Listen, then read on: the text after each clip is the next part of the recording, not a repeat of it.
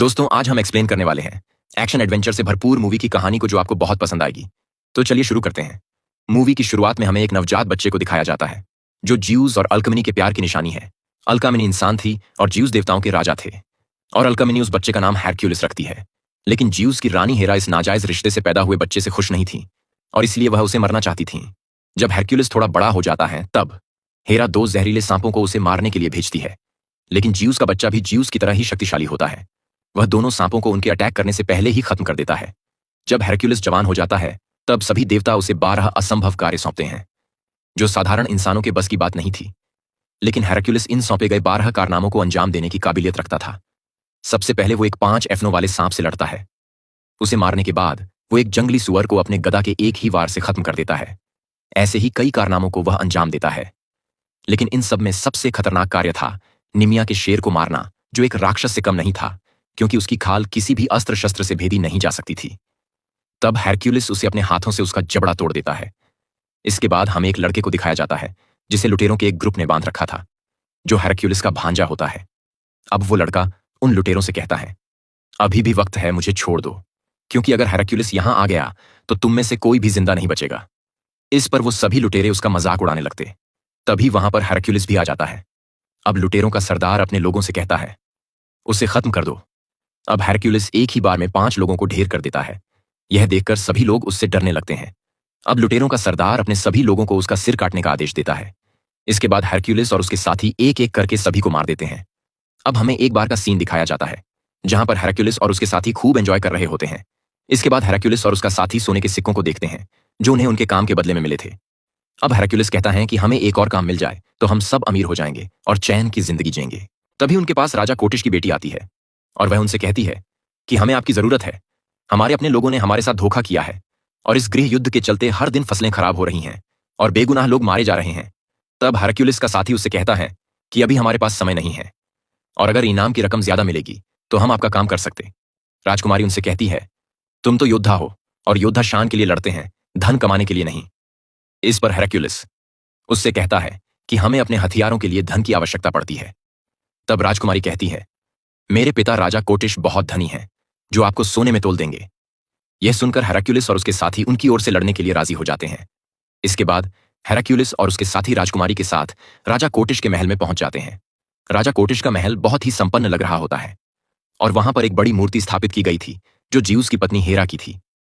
अब राजकुमारी हेरक्युलिस को बताती है कि इसे बनाने में 1000 मजदूरों को 5 साल का समय लगा है। अब हेरक्युलिस उस राज्य के सेनापति से मिलता है जिसे विश्वास नहीं हो रहा था कि वह ज्यूस का पुत्र है। तभी वहां पर राजकुमारी का बेटा आता है जो हेरक्युलिस की कहानी से बहुत प्रभावित होता है। इसके सेनापति हेरक्युलिस से कहता है कि राजा आपसे मिलना चाहते हैं। अब वो सेनापति हेरक्युलिस से कहता है कि पहले कभी शाही लोगों के साथ बैठे हों। तभी हेरक्युलिस को 3 साल पहले का समय याद आता है जब वह एथेंस के राजा के लिए काम करता था, और साथ ही हमें उसके पत्नी और बेटे को भी दिखाया जाता है जिससे वो बहुत प्यार करता था। इसके बाद हेरक्युलिस राजा कोटिश से मिलता है और इसके बाद वह राजा से अपने 4 साथियों को मिलवाता है, ऑटोलिकस, टाइडियस, अटलांटा, एम्पियारेस और लोयस। अब राजा एम्पियारेस से कहता है कि सुना है तुम भविष्य देख सकते हो और तुमने अपनी मौत पहले ही देख रखी है। क्या तुम इस युद्ध का परिणाम बता सकते हो? इस पर वह बताता है कि हां, अगर देवता चाहे तो। अब राजा अटलांटा को देखकर कहता है कि हमें इस युद्ध में महिलाओं की जरूरत नहीं है। तभी अटलांटा अपने तीरों से वहां पर खड़े सैनिकों के हेलमेट दीवार पर लटका देती है। यह देखकर राजा कोटिश हैरान हो जाता है। इसके बाद वो उन्हें बताता है कि हमारे सबसे करीबी साथी ने हमें धोखा देते हुए विद्रोह कर दिया है और इस समय पूरे राज्य में युद्ध छिड़े हुए हैं, इसलिए हमें आपकी मदद की जरूरत है। और राजा यह भी बताता है कि वह कोई साधारण व्यक्ति नहीं है, बल्कि एक जादूगर है और देवताओं के अलावा उसे कोई नहीं हरा सकता। दरअसल रिसेस के पास अर्धमांव की फौज है जो पल भर में हमारे सैनिकों का सफाया कर देते हैं, जिस वजह से हमें अपने सैनिकों की संख्या बढ़ाने के लिए किसानों और व्यापारियों को सेना में शामिल करना पड़ रहा है। अब कोटिश की बेटी हेरक्युलिस से कहती है कि मेरे बेटे को तुम पर विश्वास है और अगर तुम यह युद्ध जीत लोगे तो फिर मैं भी तुम पर विश्वास करूंगी। इसके बाद हेरक्युलिस के साथी उससे पूछते हैं कि तुमने कोटिश की दौलत देखकर उसके लिए युद्ध लड़ना चाहते हो या उसकी बेटी को देखकर। इस पर अटलांटा कहती है कि सोने से ज्यादा किसी सुंदरी के आकर्षण में लोग जल्दी आ जाते हैं। अब अगले दिन हेरक्युलिस सेना को प्रशिक्षण देते हैं क्योंकि उनके पास कोई योद्धा नहीं था। हेरक्युलिस सैनिकों से ढाल की दीवार बनाने के लिए कहता है और फिर अपने साथी थेडियस से उस दीवार को भेदने के लिए कहता है। इसके बाद थेडियस ढालों की दीवार को तोड़ते हुए अंदर घुस जाता है। तब हेरक्युलिस उन सैनिकों से कहता है, इस तरह तो तुम सब मारे जाओगे। तुम्हें ढालों की दीवार को मजबूत बनाकर रखना होगा, तभी तुम सुरक्षित अपने घर लौट पाओगे। अब राजा कोटिश का गुप्तचर हेरक्युलिस से कहता है कि रिसेस अपनी सेना को लेकर हमारे राज्य के कबीलों की तरफ बढ़ रहा है, इसीलिए हमें जल्द से जल्द उसे रोकना होगा। इस पर हेरक्युलिस राजा से कहता है कि मुझे इन किसानों को सैनिक बनाने के लिए कम से कम 1 हफ्ते का समय तो चाहिए। इस पर राजा उससे कहता है कि तब तक तो वह राज्य के सभी कस्बों को उजाड़ देगा। रिसेस के पास राक्षसों की फौज है जिसे सिर्फ देवता ही रोक सकते हैं, यानी ज्यूस का बेटा हेरक्युलिस। अब रात होने पर राजा का सेनापति अटलांटा के करीब आने की कोशिश करता है, लेकिन अटलांटा उसे तुरंत सबक सिखा देती है। तभी राजकुमारी का बेटा आयरिश हेरक्युलिस से मिलने आता है। तभी उसे जंगली जानवरों जैसी आवाज सुनाई देती है। जब वह वहां देखने जाता है तो उसे देखकर डर जाता है। तब हेरक्युलिस उसे बताता है कि टाइडियस जंग में पैदा हुआ था और इसी कारण उसका स्वभाव जानवरों जैसा हो गया है। इसके बाद हेरक्युलिस राजकुमारी को लोगों का इलाज करते हुए देखता है। अब आयरिस हेरक्युलिस से कहता है कि मैं बड़ा होकर तुम्हारे जैसा योद्धा बनूंगा और थ्रेस पर राज करूंगा। इसके बाद हेरक्युलिस उसे शेर के दांत वाली माला देता है, जो वह अपने बेटे को नहीं दे पाया। अगली सुबह हेरक्युलिस और उसके साथी पूरी सेना का अच्छे से जायजा लेते हैं और उनका मनोबल बढ़ाते हैं। इसके बाद वो सभी रिसेस से युद्ध लड़ने निकल पड़ते हैं। कुछ दिनों के सफर के बाद वो सभी एक जगह पर पहुंच जाते हैं, जहां पर बहुत ज्यादा धुआं होने के कारण कुछ भी दिखाई नहीं दे रहा था। अब हेरक्युलिस सेना को रुकने का आदेश देता है। इसके बाद वो रथ से उतरकर देखता है, जहां पर बहुत सी लाशें पड़ी हुई थीं, जिसे कौए नोचकर खा रहे होते हैं। तब राजा कोटिश कहता है कि हमें आने में देर हो गई। जब वो लोग उन लाशों को चेक कर रहे होते हैं, तभी वहां पर रिसेस के सैनिक उठ खड़े होते हैं और उन पर अचानक हमला कर देते हैं। दरअसल यह एक जाल था जिसमें हेरक्युलिस और उसकी सेना फंस चुकी थी। वहां पर रिसेस के अनगिनत योद्धा मौजूद थे, जो पहले से छुपकर उनका इंतजार कर रहे थे। अब राजा का सेनापति हेरक्युलिस को बताता है कि रिसेस एक जादूगर है और उसने इन आदिवासी लोगों के दिमाग पर कब्जा कर लिया है। अब हेरक्युलिस राजा कोटिश को सेफ रखने के लिए सैनिकों को ढालों की दीवार बनाने के लिए कहता है। इसके बाद युद्ध का आरंभ होता है और उन आदिवासियों का लीडर सबसे पहले अटैक करने के लिए आता है। तभी हेरक्युलिस अटलांटा को रोकता है और उसके तीर की नोक को तोड़कर उस लीडर के माथे में घुसा देता है, जिससे वह वहीं मर जाता है। अब यह देखकर हेरक्युलिस की सेना का मनोबल बढ़ जाता है। तभी वो आदिवासी योद्धा उन्हें चारों ओर से घेर लेते हैं। इसके बाद हेरक्युलिस सैनिकों को मोर्चाबंदी करने का आदेश देता है। इसके बाद वो आदिवासी उन पर टूट पड़ते हैं। वहीं अब हेरक्युलिस और उसके चारों साथी रिसेस के योद्धा को मारने लगते हैं। अटलांटा अपने तीरों से बहुत से योद्धा को मार देती है, लेकिन वहां पर सही से निशाना लगाना मुश्किल हो रहा था, इसीलिए वो एक लकड़ी के टावर पर चढ़कर तीरों की बौछार करने लगती है। वहीं अब आदिवासी योद्धा के प्रहार से हेरक्युलिस के सैनिकों की ढालों की दीवार टूट जाती है और तभी वह योद्धा राजा कोटिश को मारने के लिए घेरे के अंदर घुस जाते हैं। इसके बाद हेरक्युलिस एक रथ पर सवार होकर अपने आधुनिक हथियारों को एक्टिवेट करते हुए आगे बढ़ता है और उन आदिवासी योद्धाओं को मूली गाजर की तरह काटने लगता है। वहीं उसका साथी एमपीआरएस भी उसका साथ देता है और वह दोनों मिलकर आदिवासी योद्धाओं के लाशों के ढेर लगा देते हैं। यह देखकर रिसेस के बाकी योद्धा डरकर भाग जाते हैं। उनकी सेना यह जंग जीत चुकी थी, लेकिन राजा कोटिश किसी बात को लेकर परेशान था। तभी उसके पास हेरक्युलिस आता है और उससे इस परेशानी की वजह पूछता है। तब राजा कोटिश उससे कहता है कि हम यहां पर गांव वालों को बचाने आए थे, लेकिन हम उन्हें नहीं बचा पाए और अब हमारी सेना भी आधी हो चुकी है। इस पर हेरक्युलिस उससे कहता है कि यह सब तुम्हारी वजह से हुआ है। मैंने तुम्हें पहले ही बता दिया था कि यह युद्ध का समय नहीं है। वो अभी युद्ध लड़ने के काबिल नहीं हुए थे, लेकिन आप नहीं माने। अब इस बात से राजा सहमत हो जाता है। इसके बाद राजकुमारी और उसकी कुछ दासियां वहां पर आती हैं। अब राजकुमारी हेरक्युलिस के घाव पर जड़ी बूटी का लेप लगाती हैं और उसे एक दवाई पीने के लिए कहती हैं। इसके बाद हेरक्युलिस राजकुमारी से उसके बेटे के बारे में पूछता है। इस पर राजकुमारी कहती है कि वो थ्रेस का राजा बनेगा और वह उसके लिए बहुत मेहनत कर रहा है। अब राजकुमारी हेरक्युलिस की पत्नी और बच्चों के बारे में पूछती हैं। इस पर हेरक्युलिस क्रोधित होकर उससे वहां से जाने के लिए कहता है और जब हेरक्युलिस सो जाता है तब उसे अपनी पत्नी और बच्चों की लाशें दिखाई देती है, जिसे देखकर वह नींद से जाग जाता है और फिर वह कैंप से बाहर आता है, जहां पर फिर से उसे उसकी पत्नी और बेटे की लाशें दिखाई देती है। और तभी एक 3 सिरों वाला भेड़िया वहां पर आ जाता है और वो हेरक्युलिस पर अटैक कर देता। तभी उसका साथी वहां पर आ जाता है। दरअसल यह हेरक्युलिस का डरावना अतीत होता है, जिसे वह चाहकर भी भुला नहीं पा रहा था। अगली सुबह एमपीआरएस हेरक्युलिस से कहता है कि तुम्हें उन डरावने सपनों से लड़ना होगा, वरना तुम कभी भी चैन की नींद नहीं सो पाओगे। इसके बाद राजकुमारी हेरक्युलिस के साथियों के पास जाकर बैठती है और लोयस से हेरक्युलिस के पत्नी और बच्चों के कत्ल के बारे में पूछती हैं। इस पर ऑटोलिक्स उसे बताता है कि उस बारे में किसी को भी कुछ नहीं पता। अब वो बताता है कि हेरक्युलिस और मैं दोनों एथेंस की गलियों में लावारिस बड़े हुए थे। इसके बाद हम दोनों एक दूसरे का सहारा बन गए और फिर जब हेरक्युलिस जवान हुआ तब देवताओं ने उसे कई अभियानों पर भेजा, जिसमें मैं भी उसके साथ था। हेरक्युलिस बहुत ताकतवर था, जिससे उसे शोहरत मिली और ज्यूस के बेटे की कहानी भी उस पर फिट बैठ गई, इसलिए हम भी उस कहानी को हेरक्युलिस के साथ जोड़ने लगे, जिससे हमें फायदा भी होता था। इसके बाद अटलांटा राजकुमारी से कहती है कि वह एक अच्छा इंसान है जिसने बिना कुछ सोचे हम सब की मदद की और आज हम उसके साथ हैं। इसके बाद लोयस सैनिकों के हौसले बुलंद करने के लिए उन्हें हेरक्युलिस के हथियार देता है, लेकिन राजा के सेनापति को उस पर भरोसा नहीं होता। इसके बाद लोयस उसे हेरक्युलिस का कवच देता है। अब वो सेनापति उसे चमड़े का कवच समझकर हंसने लगता है। तभी टाइडियस उस पर खंजर से वार करता है, लेकिन वो खंजर उस कवच को भेद नहीं पाता, जिसे देखकर सेनापति के तोते उड़ जाते हैं और फिर वो वहां से चला जाता है।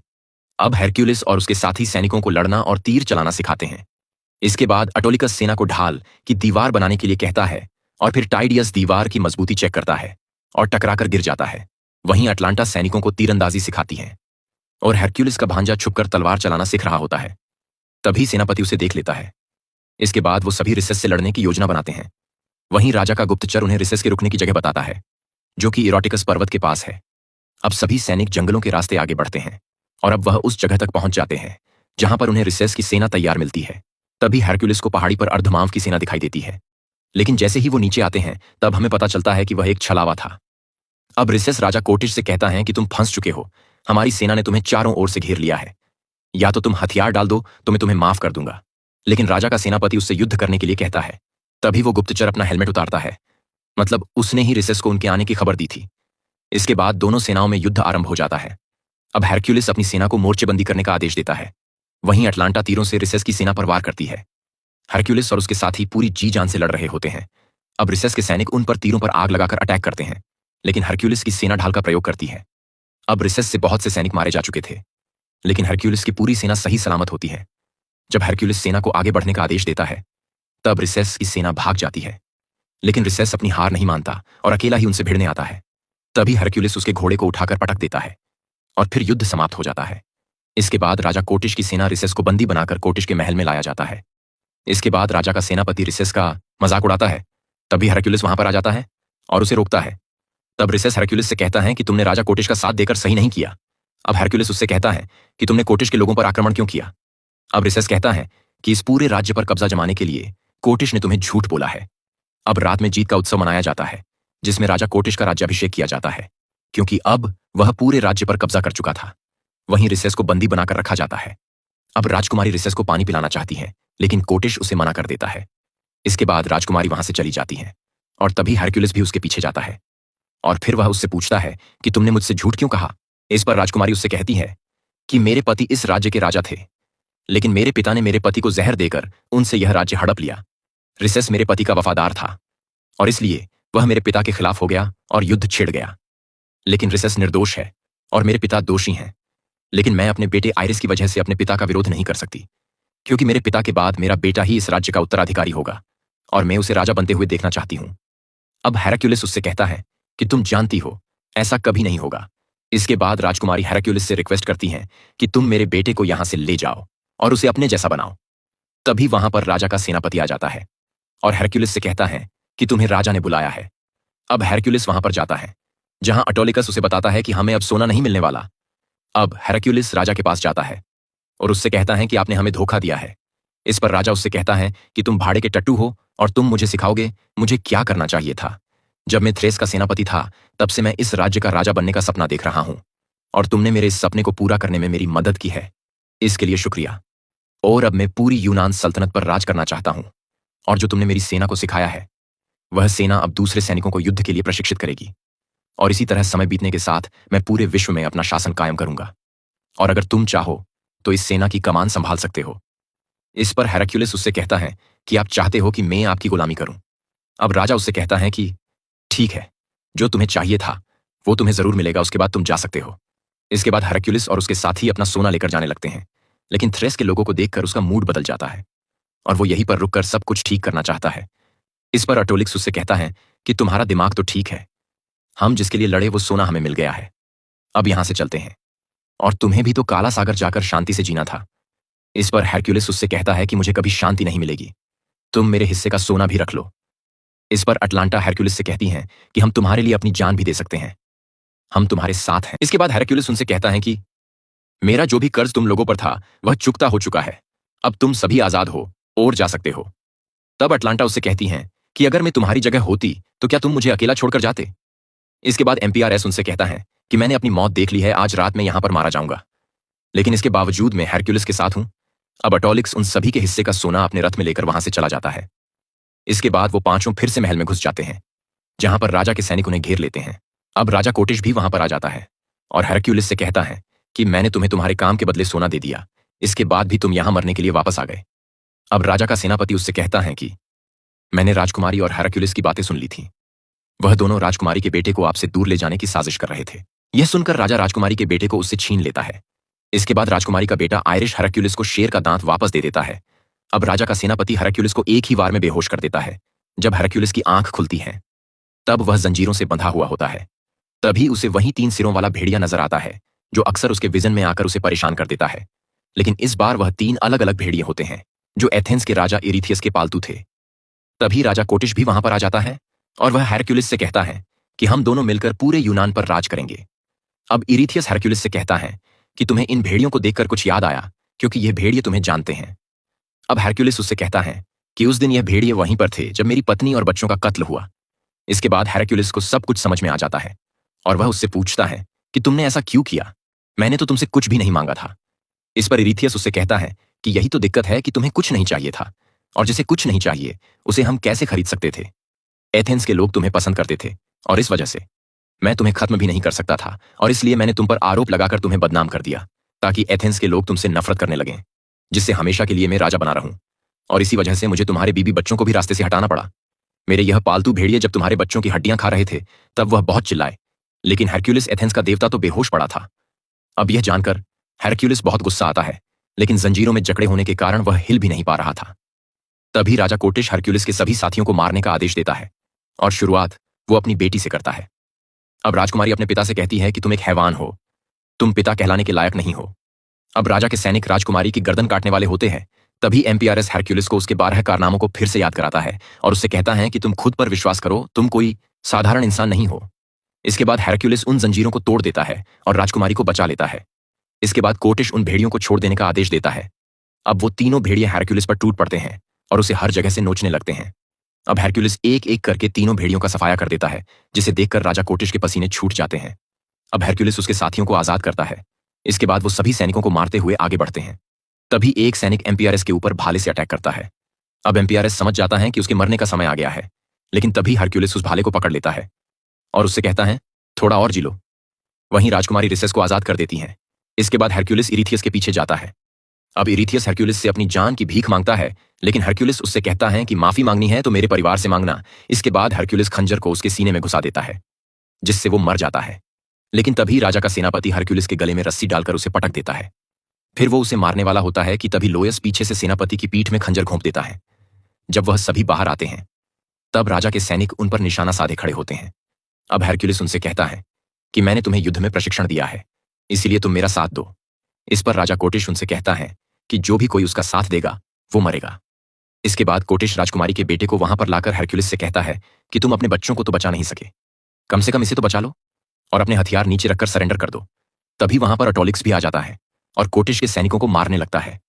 अब थेडियस राजकुमारी के बेटे को सैनिकों के अटैक से बचाता है, लेकिन उसी दौरान उसे एक तीर लग जाता है।